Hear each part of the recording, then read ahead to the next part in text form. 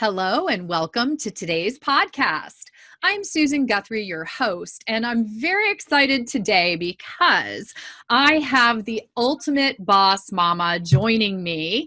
You're all going to understand what I'm talking about when I introduce her, but her name is Erika Rothenberger, and she is I'm not quite sure the right phrase to use here because, she has this pair of shoes that I tease her about because she wore them and they are Superwoman shoes. And I think Superwoman is like the perfect name for her because she wears so many hats. One of them is a hard hat. So let me explain. She is the mother of two young children. She has a 6-year-old and a 3-year-old. She's married and lives in Massachusetts. And she went to Villanova. She got her degree in civil engineering and her MBA. So right off the bat, we've got, one smart cookie here. She is, get this, the director of gas distribution for large utility contractor, Henkels and McCoy. So when I say hard hat, she honestly wears a hard hat all day and steel-toed boots, right? So not your typical mama right there. On top of that, she's a wellness entrepreneur and earns a 6-figure income as one of the top leaders in her group.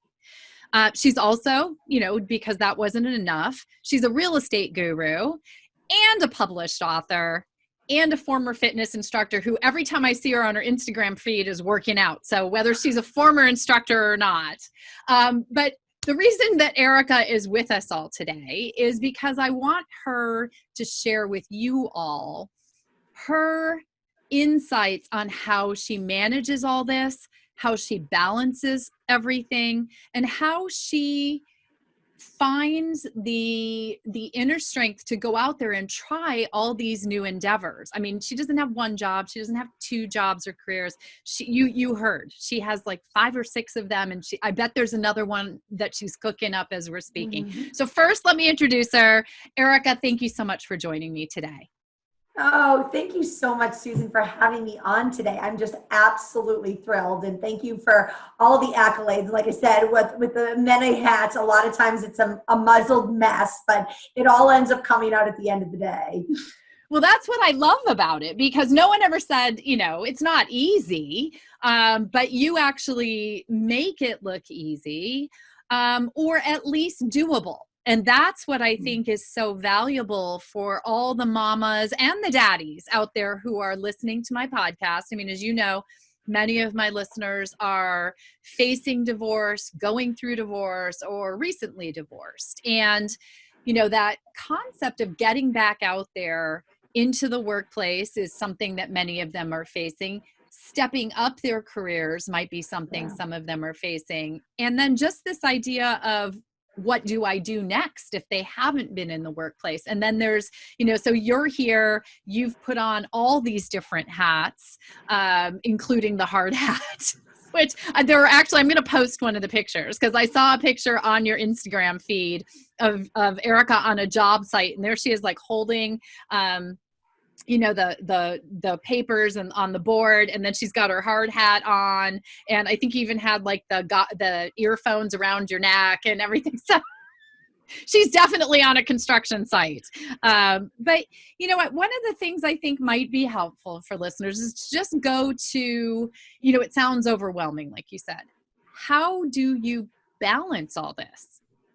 Yeah, that's a great question. And I don't believe there's a perfect balance. So if you're listening to this today and you're like, oh, well, she is the secret formula, or she's going to give me the keys to success, I don't have it all. It's usually a day-to-day, week-to-week, month-to-month, slow and steady improvements of finding those efficiencies and finding better ways to make sure I'm making what is important priorities. And I think it really comes down to, I would say, 3 key things for me right now is saying no to the things that don't bring me joy, saying no to the things that just don't bring me value, saying no to the things where I used to be like, of course, I'll bake the perfect muffins and I'll do this and I'll sew the Halloween costume. And even though I don't sew, but I would figure out a way to do it, right? But I was like, does that bring me joy, or can I go to Target and buy it for $29.99 and still feel like a good mom?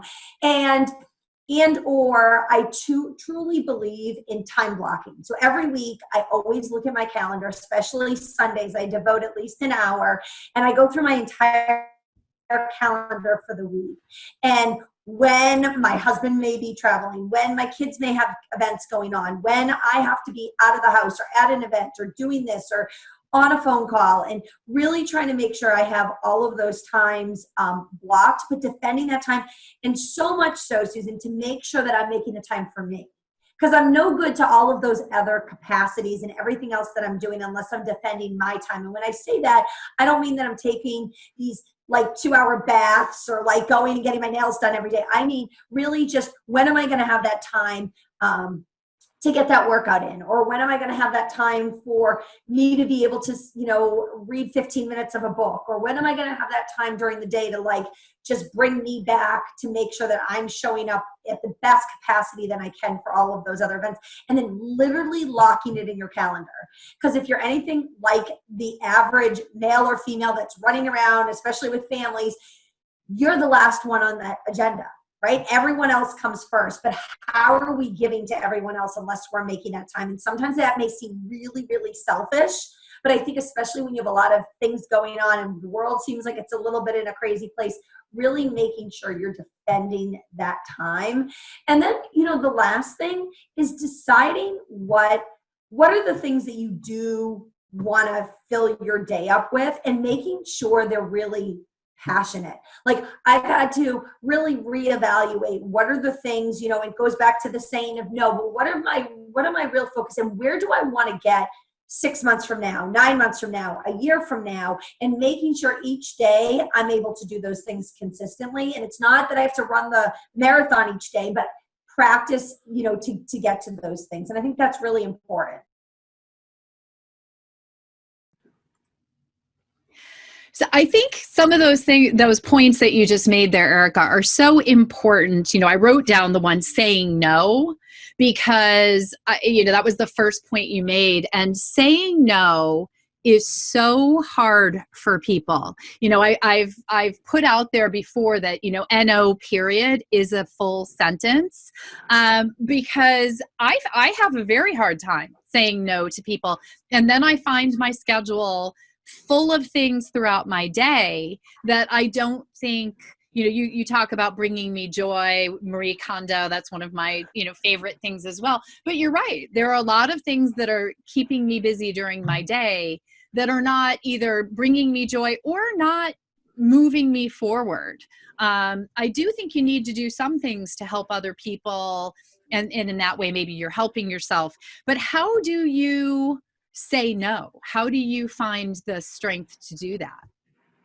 I think you brought up a really, really valid point, is being able to say no with a period. I think so many of us, including myself, have to do the but or explain the why. And really, it's like anything, right? The first day that you go to the gym and you start lifting arms, your arms are going to be so sore the next day. But once you create that habit and you get stronger, and it's honestly like you're reevaluating, to stop to have to explain the why, because I think that's what stops us in the tracks. Like we're like, well, if we don't give a valid enough excuse, then we can't say no, so we're just going to do it anyways. And realizing that it's okay to defend that and to take that time and to be able to say, like you said, no, because it's going to bring me closer to my goals. And really being able to, I think once you have that roadmap and once you know those goals that you're going for, and it's like someone saying, hey, listen, I'm going to go run a marathon. And then someone saying, well, do you want to swim with me 3 days a week? Well, is that going to get you closer to the pace that you want to get at or finishing the race?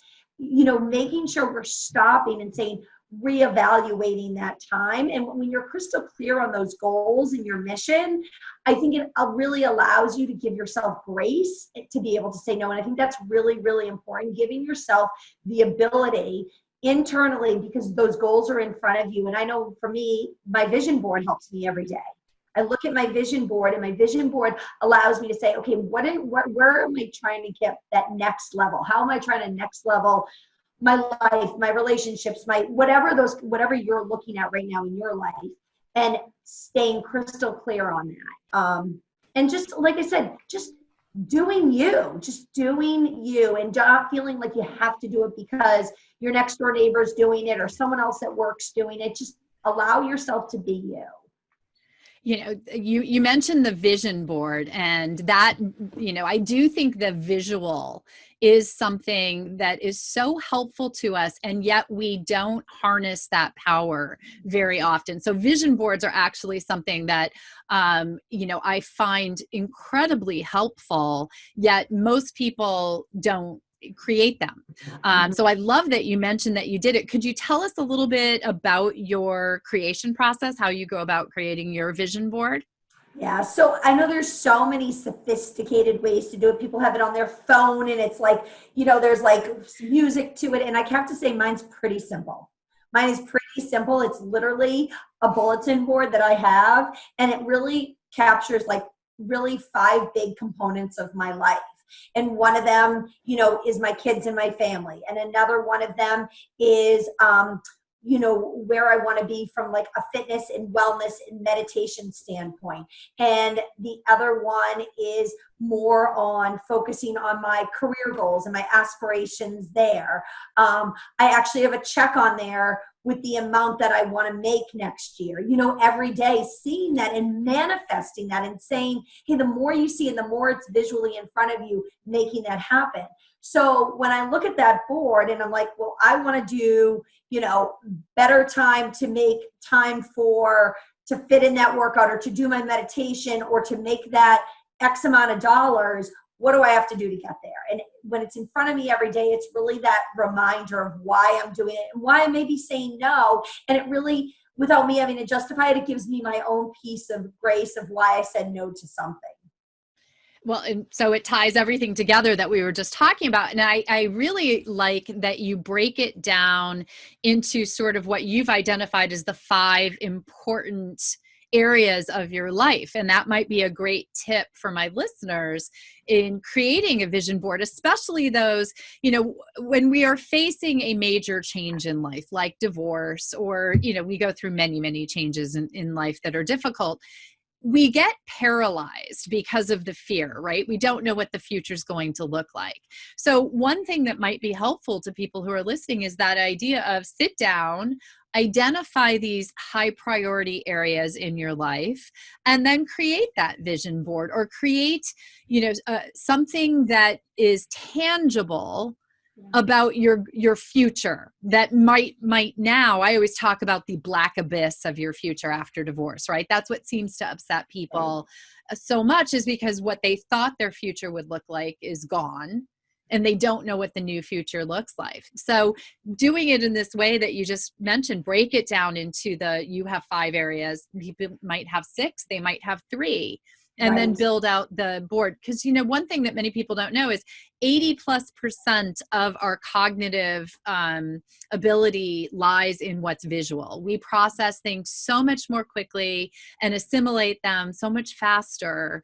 As an online mediator, I know this, you know, because people are seeing things. And so a vision board is just such a powerful tool. It's like journaling too, right? You know, you see things. Do you journal as well? Yes. I knew you would. Yeah. Yes. I always actually have my little book here, and it's always, you know, like every day I'm always filling it with different things and things that come about and just what I'm going to be doing every day. It's not a to-do list, but like what's important to me, and attraction statements too. I write in here. So every morning I sit down, who are the people I'm going to attract and what am I grateful for? And I don't care if it's, hey, listen, it's sunny today and it's not raining. Don't try to, I think some of us try to write this and be like, well, it needs to be like, I'm going to like, again, run the marathon and write the book and do this. Like those are big, big things, but most of mine are pretty simple each day. You know, what I'm actually grateful for, and not trying to make it. I think we all are, there's such a comparison game in society, especially with social media. Are we doing enough? Are we not producing enough? And trying to really come back to, okay, what are the basic things in my life that I'm grateful for? And then who are the people that I really want to attract? And I know I do that with my business, and whether it's other people that are out there on your podcast that may be looking for a new relationship, being able to say, hey, who are the people I'm going to bring into my life? And a lot of the times that I write these things down, sometimes they're characteristics about myself, and it's who I'm looking for, who I'm looking to bring. I'm looking for passionate and organized and visionary, and like just writing all those words down every day. And then you're like, instantly those people start showing up in your life. And it's kind of crazy without trying so hard. And at first I thought this was a little hokey. I was like, okay, that sounds so like I'm going to write down who I'm going to attract. And then I started doing it and I'm like, oh, I get it. It's starting to make sense, but it can't be a one day, the first day of the month, you write it down and then you just think that entire month those people are going to show up. It's really doing it, making it a habit each day. Well, and consistency to anything Yes. is so critical. But I always say the universe provides, and it really do. We really can manifest what we think, what we put out there in the world. And if it's putting out, I love that you're doing the gratitude statements. I started 2020. I decided every night I was going to write down my top 5, things that I was grateful for in that day. And the thing that I found is that I now go through my day and have moments of gratitude all day long, because I'll identify something as like, oh, that's going to be one of my moments of gratitude that I'm going to write down. So even the littlest tiny things can be something now that I in the moment realize I have gratitude for. And for that, I'm grateful, right? That's something that has changed my days just by adding this, what is it, a 60-second exercise at the end of my day. I love it. And I think some people think, oh, it has to be an hour-long meditation process, and it has to be that. And people are like, do you meditate? I'm like, I'm not a really good meditator, actually. But I tried every morning to make it conscious, even if it's a minute, that I'm consciously just making sure I'm still. And maybe that's all I can give it that day. Maybe there's another day that I'm like, yes, I made it 5 minutes, but whatever that is, giving it that time. And I think, it's funny. I started doing something with my kids, and we actually talk every day about 1 or 2 things they did that was kind. And the same type of habit. So if any of you are listening that have kids, it's really changed just them being focused on why kindness is so important. I think especially in where we are in society right now and everything that's going on, the one thing we all can do to make the world a better place is just be kind, just be nice to people, just, what we always hope that we all will be and our kids will be, et cetera, but then repeating it each day. And it's funny, the other day I didn't ask my son it. And he actually said to me, Mom, what did you do that was kind today? And all of a sudden I was like, this is working. This is really working, when he reminded me. And but we're like kids that way, where we need to be able to do it each and every day to make sure that we're bringing that into our life. Yeah. And it's incredibly powerful, so right off the bat, I think you've given people who are listening some really tangible tools as they're sitting, if they're feeling stuck. 1, say no. 2, attraction statements. I love that. The, vision board. What are you grateful for today? There's so many different ways, and none of those things, nothing that you've talked about so far is that time suck that is going to take you away from all the other things that you have to do in your day. It's just something you have to prioritize, right? You have to add it into your time blocking that you referenced. Yeah, and ultimately, it brings you more time, because when you do that and you have more greatness coming into your life, and ultimately things just start to flow and become easier. And I know that's been a process. It's not something I can say this and I sound like I'm preaching it. It's really an evolving process. And there's parts of my life that are still not the way I want them to be. And I'm like, okay, those are the places that I need to tweak. Those are the things that I need to find how I can find more gratefulness in, or how I can be kinder to these things. And when something kind of falls, awry in my life or a certain area, I'm like, I have to reevaluate that. So anyone that's listening, I don't want you to think like, oh, well, she has it all down pat and it's this perfect little process she does every day, because it's not. It's constantly evolving. There's some days that, guess what? I forget to do the kindness, or I forget to write the attraction statements. And I can notice that it's not 1 or 2 days, kind of like skipping the gym 1 or 2 days. It's not going to crush you. But when you when you don't make it as consistent as you can, that's when you start to kind of say, okay, things are breaking down a little bit. Yeah. And, when that starts to happen, maybe it's a sign to you that everything's slipping a little bit and you need to rein it in, right? Mm-hmm. So, but, one of the things I definitely want to drill in on, because I think that this is something that makes you really unique and stand out, is this boss mama concept. I mean, you really are, in so many different areas of your life, a boss mama, right? You have is your job as the director of gas distribution, that's a full-time job. Yes, absolutely. Yes. Yeah. It's right. very So demanding. you're out on job sites day in and day out. You're overseeing other people if you're the director. Yeah. And then you have another, I can't even call it a side gig, because if your side gig's bringing in more than 6 figures, it is not a side gig. Right. So, which also, as an entrepreneur myself, I know that's a full-time job. Right. That's not something to make that be successful at something like that. So which came first, the side job or the construction job? So the construction job, I went to school for civil engineering. I actually, up until a few years ago, like always dreamed of running that and that being my only thing, and continue climb the ladder and, break the ceilings and do this and have that corner office and be that VP one day.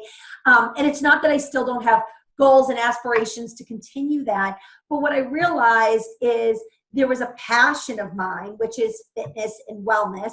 Hence why about 8 or 9 years ago, I opened my own gym. I've always been a fitness instructor. I work out every day. And I realized that if I didn't start to fill that inner fire in me, my full-time job eventually wasn't going to give me as much value, right? And part of my full-time job, the reason I love it is because it is a different type of field, and I get to be out, literally getting my boots dirty, and the next minute sitting around a board table. And I love the fact that I get to empower other women in that industry too.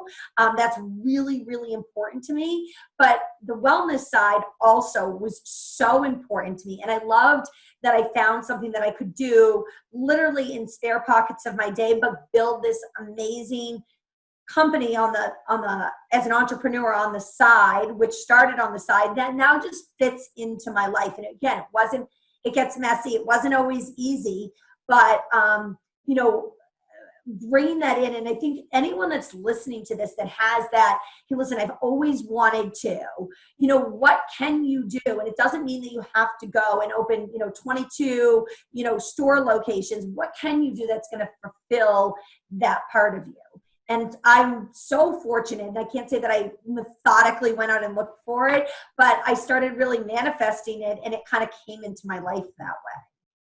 Well, and so critical what you just said is that, that it grew out of a passion of yours, right? So, I do think that in our lives, the things we are most successful at are the things that bring the joy into our life. To go back to what you said earlier, that phrase, you'll never work a day in your life if you do what you truly love, or do what you truly love and you'll never work a day in your life, whichever way that goes. But it is very true. And, so for those who are listening and are facing that, either need to find an additional outlet or source of income, it's a great idea to start looking at what does spark that interest and joy. It doesn't look at you. I mean, hard hat and steel-toed shoes during the day, and then fitness, gym owner, and isogenics, health and wellness business, major income on the side, not on the side. I don't know why I keep saying it that way. In conjunction. They both feed each other. You know what I mean? It's interesting. Well, how does that work? How do they feed each other? So I just think that there's so many things from my corporate career that I can bring over to, my wellness side. And I think there's a lot of things on my wellness side because I'm showing up and putting the right products in my body and just have that inner passion and a lot of like the personal development that I've witnessed, and it's not that I didn't do that on my corporate job, but every day I feel like a lot of the things that I've started incorporating, hence things like attraction statement and mindfulness and kindness and all of those things that I started making a habit because of my wellness business, now matriculates over to my full-time job. It goes into with things that have changed with my family and things that I do with my friends and like just different things. And it's not that I've changed. It's just, I feel like I've gotten better to be able to manage those relationships. And I think the two of them really go hand in hand. I think it's going back, the first question you asked about finding the time. I find myself, and like most of us, more efficient when I have those things going on. And what, again, in my career, like with my, construction hard hat, can I say no to? And what are the things that I can say no to on my wellness side, but then saying yes to all of the things that do need to rise to the surface to bring me to that next level. So I think it's shown me a lot of things that, hey, listen, like they really talk to each other. And because I feel so fulfilled with a passion, I ultimately think it makes me better in my career. I do probably better at everything, right? Everything. Being a mom, being a wife, being a friend, being a daughter. Yes. You know, well, and I think you've hit on something else that's so important for people. You said you're a former fitness instructor, you have a gym, but you call this field wellness. And I do think that is a really important distinction for people, because what I see so often for people is that when they are attempting self-care, or when they are trying, they will focus in one area, but there's a totality and a wholeness that you need to achieve with wellness. It's not just what you eat. It's not just going for a run today. It's not just lifting a weight. It's the meditation. It's the overall and encompassing aspect of taking care of yourself that lets you take care of others, like you said earlier. Now it happens to be your in conjunction career wellness, but how important do you think wellness is to, I mean, you've talked about how it's helped you in your career being a mom and all that, but for anyone who's sitting out there, I hear from people all the time going through divorce that it's hard to just get out of bed, or it's hard to just put food on the table for the kids, or, the moms right now or dads who are trying to work from home, but their kids need to be amused because they're home, because of COVID and things like that. It really truly is important for you to take care of you first. Before that whole, mask analogy on the plane, right? You got to put the oxygen mask on first. And that's clearly something I think that you do. In your priorities, but you still manage to take care of 2 children, a husband, a home, several businesses, etc. So wellness, I imagine, just permeates your entire day in life. Oh, absolutely. And it's like, I always, I think you go back to it, you can't just do one of those pillars, right? Because if we try to focus on just one of those pillars, the other 6 will break down. So it's not that every day I'm going and trying to like work out for 3 hours and like then forgetting mindfulness and meditation and this and like everything else goes aflow, or I'm not drinking my water or whatever it is. And I think we have to back up too and remember that these are, again, going back to the small things, right? Like just drinking half your body weight in water every day.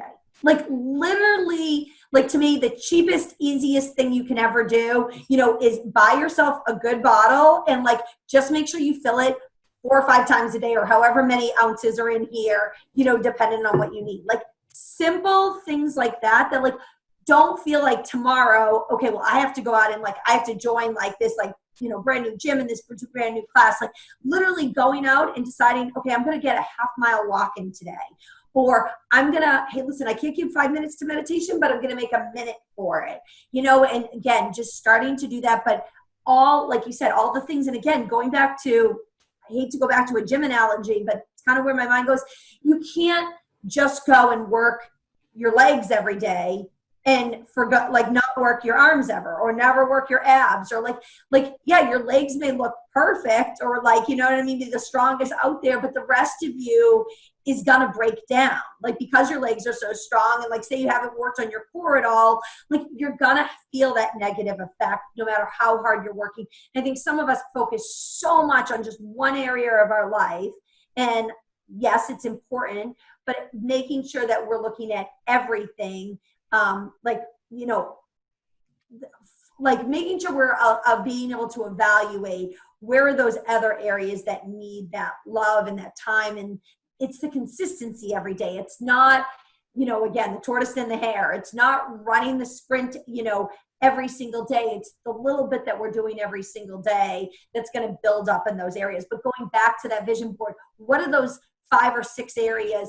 not trying to come up with 22 areas. What are those 5 or 6 areas that you truly feel like each day should be non-negotiable? Like, in the sense that, you know, those, you're not going to let anything else get in its way. Well, that's great, actually. I think of those non-negotiables as your pillars, right, that you were talking about earlier. If you establish some strong pillars, and they are your non-negotiables, where, you know, I have some friends who, if they haven't gotten a workout in, and there have been times in my life where I've been at the gym at 11 o'clock at night, or I'll get up at 4 o'clock in the morning if that's when I have to do it. And that's because I've learned, because I'm old now, is that my day is better if I get a workout in. Mm-hmm. You know, that if that happens, and usually for me, it should be in the morning, because that just then gives me energy for my day. Right. But so if it means I have to get up at 4, then it means I have to get up at 4. Right. You know, so there are those priorities. Or maybe instead of it being, you know, a 4-mile run, it's only going to be a 20-minute, you know, I don't know, HIIT exercise in my living room, looking like an idiot as my neighbors go by, you know, whatever you can do. Yeah. And I always say, listen, even if you can't get the workout in, like, take the stairs that day. Do, like, you know, like, as you're, you know, you're bathing your kids, you know, do squats. Like, it doesn't have to be, like, I think so many of us are like, well, it has to be all or nothing. And it doesn't have to be that way. Well, and such a good point. And that, you know, and that maybe goes to the idea of, you know, branching out into new careers, or branching out into new ways to earn. Is it doesn't have to be all or nothing. You don't have to go and establish a 6-figure, you know, second career.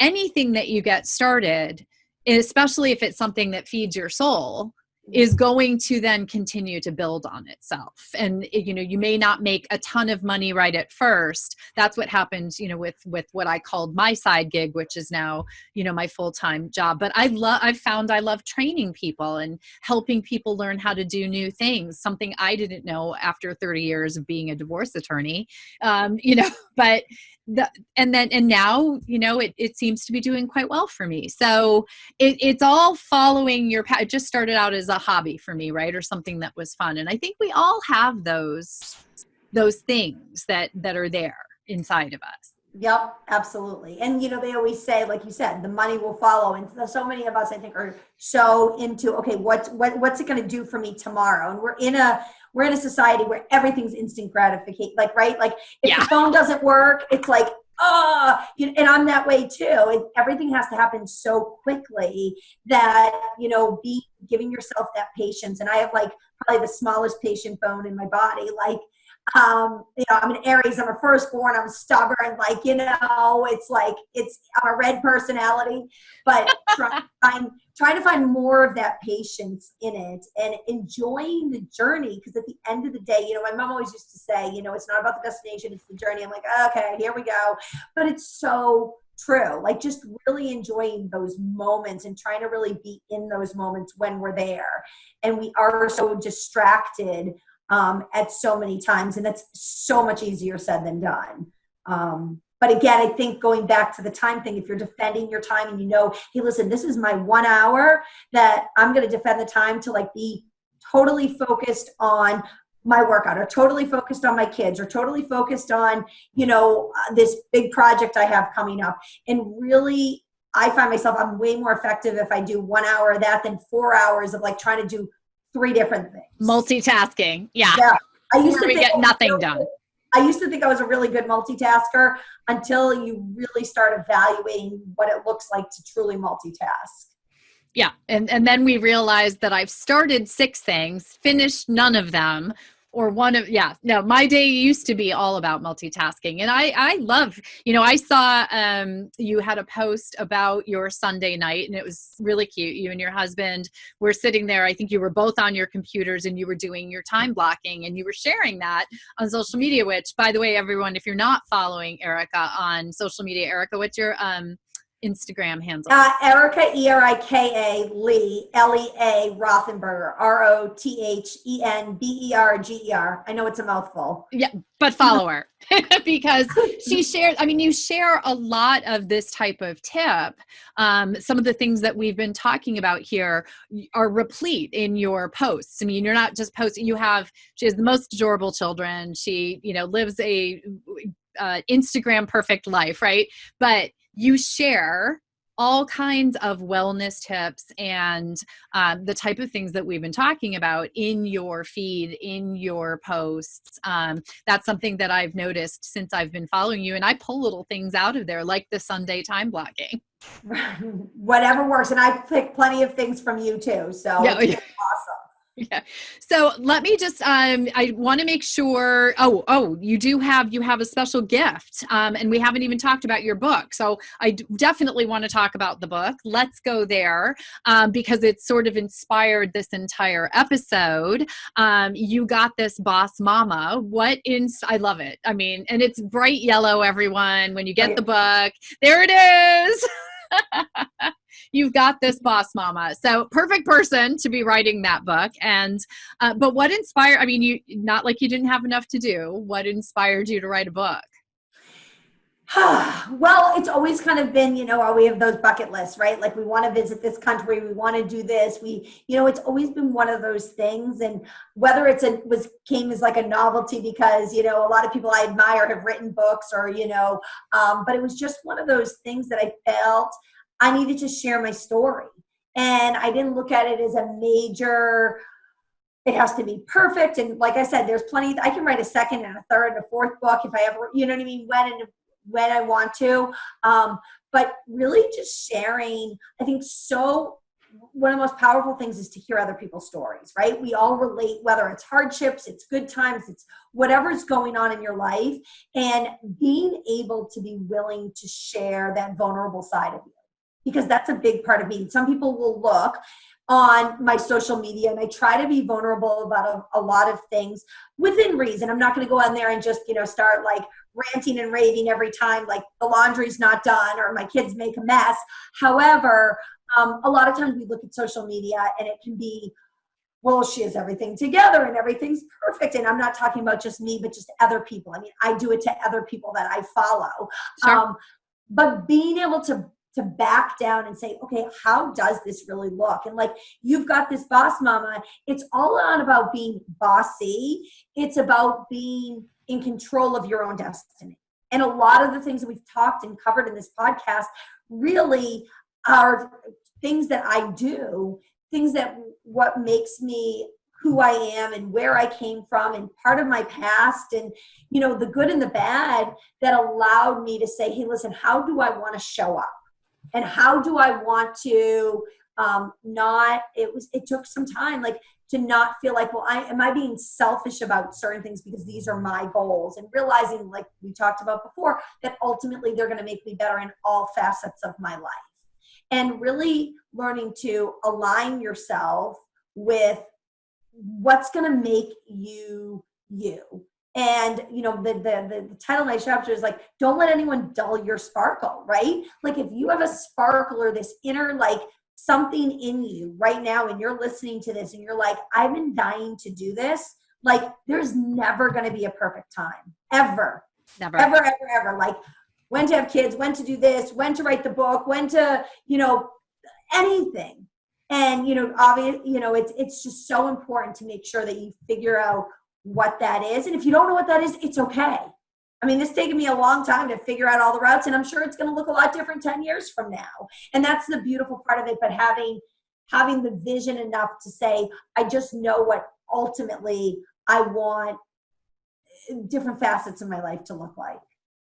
Well, and I love the don't let anything dim your sparkle, because that's, for everyone who's watching this on the YouTube channel, Erika sparkles. So that's definitely a word I would use for you. So you very kindly have said that you are going to give away 2 copies of your book. How can people enter into the drawing to get the book? Yeah, so what I would love is I would love for you to follow me either on Instagram or Facebook. Reach out to me, send me a message, and what I will do, if it's okay with you, for the next, let's say 30 days from when the podcast is posted, anyone who reaches out to me that says they watched this, I'll enter them into a drawing, and I will give away 2 of these signed copies. I'll make sure you get one. And I don't care if you're not a mom, even if you're a female but not a mom, you're a dad. There's so many things in this book that will resonate with you. So don't let the word mama throw you off. It's just about really controlling your life. And also, I know I've had a lot of males that have read this that are like, wow, it's made me really understand my wife better. It's really made me understand a colleague that works for me who's a female better. Like, just different things that may make us tick versus someone else. So it's, to me, a really good book that way. Well, and face it, anybody can sparkle. So man, woman, you name it. Yes. And so how can people get in touch with you as well? Okay, so you can get in touch with me either on Facebook and or Instagram. And again, Erika, Erika, last name Rothenberger, Rothenberger. And if you search either of those, you will find me. And I'm in a bright pink top in both profile pictures. So it's kind of like my signature. You'll be able to see me if you're like, is that the Erika or not? Bright pink top, blonde hair. Yeah. And by the way, pink makes you perfect for this podcast because that's our color too. So, perfect. I am so pleased we finally got to talk for the show. I know we only sort of skimmed the surface, but for people who want more of your sparkle, they can also either enter the drawing for the book. I will also have a link to purchase the book. It's available on Amazon. I'll put that in the show notes, and they can reach out to you through Facebook and Instagram. I highly recommend that you follow Erika. It's a lot of fun in my feed every day to see what she's doing. Very inspiring. So Erika, thank you so much for joining me today. Thank you so much for having me. Have an exceptional day. You too.